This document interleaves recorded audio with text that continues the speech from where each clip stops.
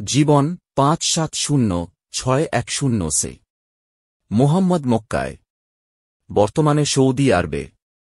570 খ্রিস্টাব্দের দিকে মক্কার একটি বিশিষ্ট উপজাতি কুরাইশ উপজাতিতে জন্মগ্রহণ করেন। তার জন্মের আগেই তার বাবা মারা যান এবং তার মা মারা যান যখন তিনি 6 বছর বয়সে ছিলেন। তিনি প্রাথমিকভাবে তার দাদা এবং পরে তার চাচা দ্বারা বড় হয়েছিলেন।